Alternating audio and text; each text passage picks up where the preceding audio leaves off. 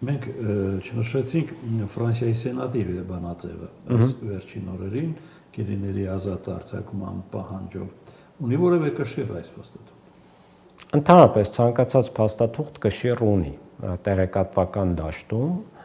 առնվազն քաղաքական օրակարգում պահում է թեման եւ որոշակի չափով նաեւ տեղեկատվական ճնշում է գեներացնում, բայց ընդհանուր առմամբ բռնապետ Ալիևի համար նմանատիպ փաստաթղթերը այդքան էլ էական չեն։ Ալիևը որքան էլ բռնապետ ու ցեղասպան է, բայց միևնույն ժամանակ բավականին պրագմատիկ գործիչ է։ Այսինքն Ֆրանսիայի հետ հարաբերությունների կարգավորումը նաև կարևոր է իրենց համար, բայց մյուս կողմից գործադիր իշխանությունը բավականին կարգավորել է Ֆրանսիայի գործադիր իշխանությունը Ադրբեջանի հետ հարաբերությունները հայտարարակ ձևով, այսինքն աչք փակելով, թե Ալիևը ինչ է արել Նոր Կալեդոնիայում իրենց հանդեպ եւ այլն, եւ իրենց բոլոր նախկին հայտարարությունները մոռանալով Արցախի մասով, բայց մյուս կողմից իրենք նայում են Հայաստան-Ադրբեջան հարաբերություններին, երբ տեսնում են Հայաստանն ու Ադրբեջանը ճակերտավոր բարեկամանում են, Ֆրանսիան ինչու պետք է վատամարդ դառնա, եթե մարդկային հարաբերությունների անալոգով խոսենք,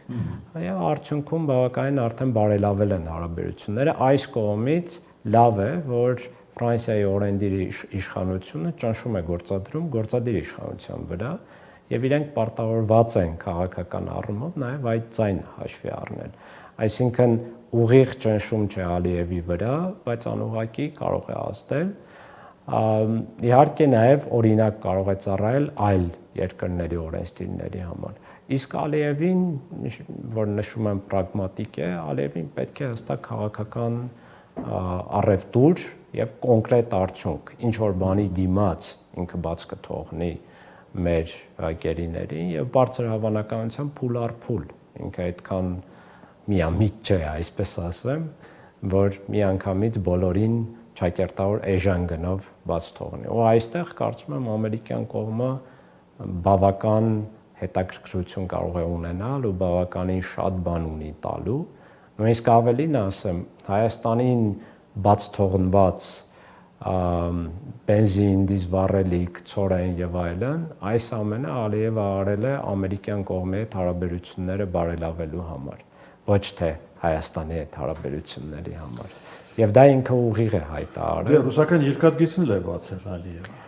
Այո, բայց բացել է ինչի համար, որովհետև Ալիևը ցանկանում է ազատվել 907 բանաձևից, Ադրբեջանի դեմ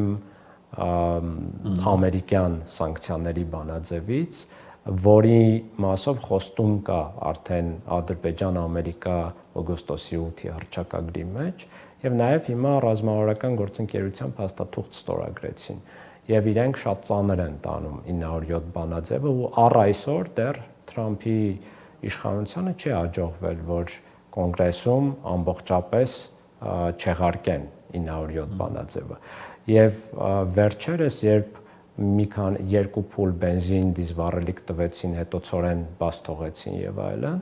Ալիևը ուղիղ հայտարարեց, որ տեսեք մենք այսքան դրական ժեստեր ենք անում, իսկ 907 բանաձևի համար հիմքային էր, որ Հայաստանի շրջափակված ենք պահում, հիմա մենք արդեն հումանիտար մատակարարումները բաց ենք թողել։ Հստակ է, որ իրենք այս ժեստը անում էին նաև Վենսի այցի նախաշեմին, որպեսզի հետո Վենսը նաև դա ցույց տա կոնգրեսին, որ չեղարկեք։ Այսինքն իր համար, Ալիևի համար ԱՄՆ-ի հետ ռազմավարական հարաբերությունները այդ թվում անվտանգության ոլորտում շատ կարևոր են, իսկ այս բանաձևը ու հայկական ազդեցիկ սփյուռքը կամ ժամանակին ազդեցիկ սփյուռքը իր համար բավականին ծանր։ Այսինքն Ադրբեջանի կողմից այս քայլերը ժամանակավոր բնույթ են կրում։ Իհարկե։ Ադրբեջանի կողմից խաղաղության հետ կանգնել այս process-ից։ Գլխավոր հարցը այն է, որ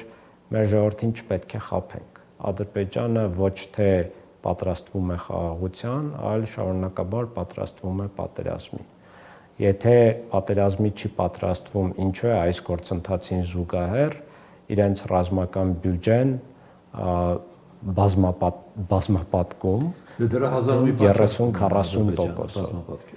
Նայեք, 1000 ու մի պատճառը կամ կարող է լինել Հայաստանը, կամ կարող է լինել Իրանը, բայց Ադրբեջանը ինչ է անում, մինչև հիմա իրենք ուղիղ տեքստով օգոստոսի 8-ից հետո էլ քանիցս Ալիևը հայտարարել է, որ եթե Զանգեզուրի միջանցքը չտան, մենք ուժով կարող ենք բացել։ Եվ սա նշանակում է, որ իրենք ամեն դեպքում ուժի գործոնը դեռ կիրառում են, առնվազն իրենց պետք է Զանգեզուրի միջանցքը։ Եթե իրենց ուզած պայմաններով չլինի կամ իրենց պահանջած, իրենք փորձելու են ուժ կիրառել։ Բացի դրանից ուժ կիրառել Վաշինգտոնի դեմ։ Չէ, Հայաստանի դեմ։ Իսկ դուք ինչ գիտեք Թրամփի գնալուց հետո ինչ է լինելու Վաշինգտոնի քաղաքականությունը։ Այդպես։ Ալիևը ինքը գիտի, որ ինքը կայուն է, նույնիսկ Վաշինգտոնյան իշխանությունները կայուն չեն։ Բավականին իմաստուն է։ Այսինքն այնպես չի, որ Ալիևը հեռու չի նայում, ինքը շատ հեռու է նայում։ Չհաշված արևմտյան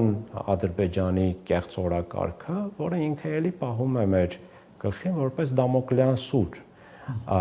Եվ եթե հնարավորություն ունենա, իհարկե ինքը ոչ միայն Սյունիքը կգրավի, այլ նաև Հայաստանի մնացած հատվածները կարող է գրավել, բայց եթե կարող է ինքը գրավել առանց զենքի, տնտեսությամբ, օրինակ եմ ասում, ժողովրդագրությամբ, ինչու դա չանի։ Ու ես վստահ եմ, որ այս խաղաղասիրական կներեք բառիս համար սիլիբիլին, այդ թվում եղբայրությունը, Ալիևը ուղղակի կիրառում է որպես մարտավարական ժամանակավոր միջանկյալ միջոց ավելի շատ ստանալու համար առանց որևէ կրակոցի, բայց միևնույն ժամանակ այն ինչ հիմա կառուցվում է, ամեն մի հանդիպում ինչ որ մի շուղ ավելացնում է դրա, դա կարող է շատ արագ փլուզվել։ Իհարկե կարող է։ Սրա գլխավոր եւ որևէ պատասխանատու չի կարող լինել այդ դեպքում։ Նախ Թրամփի անձնական հեղինակության վրա է դա կառուցվում, սա մեկ։ Երկրորդը, այո, լավ է, որ ամերիկյան կողմը միջնորդում է ու փաստաթղթեր են ստորագրվում, որ միայն Թրամփի խոսքը չլինի, բայց խնդիրն այն է, որ երբ կա նոր իշխանություն ու գալու է, օրինակ դեմոկրատական կուսակցությունից նախագահ կա, մենք չգիտենք, թե այստեղ ինչ կուրս է լինելու, բացի դրանից Ռուսաստանի եւ Իրանի գործոնը կա։ Մենք չգիտենք Ռուսաստան-Արևմուտք հարաբերությունները ինչպես են կարգավորվելու, օրինակ մի քանի տարի հետո Ռուսաստանը իր եվրոպական հարցերը լուծելուց հետո Հարավային Կովկասի հանդեպ ինչ քաղաքականություն է վարելու։ Մենք չգիտենք Իրանի վրա, որ եթե Վաշինգտոնը հարձակվի, Իրանի ռեակցիան ինչպիսին է լինելու, այդ թվում Թրամփի ուղու հանդեպ։ Ադրբեջանը ինչպես է իրեն պահելու։ Այսինքն այստեղ այնքան հարցականներ կան։ Մի կողմից ես հասկանում եմ, որ Հայաստանը պետք է շատ զգուշավոր լինի, որովհետև ռազմական բալանսը ու անվտանգային բալանսը ընդհանրապես շատ է խախտված։ Մյուս կողմից գլխավոր մեր ցավն այն է, որ մենք ժամանակը արդյունավետ չենք օգտագործում անվտանգային բալանսը վերականգնելու համար։ Ու անվտանգային բալանսը միայն միջնորդները չեն, միայն եվրոպական դիտորդները չեն, միայն հապկը չէ, նույնիսկ եթե հապկի վրա հույս են դնում, այլ նաև ու առաջնահերթորեն մեր սեփական ամրություններն են եւ բանակը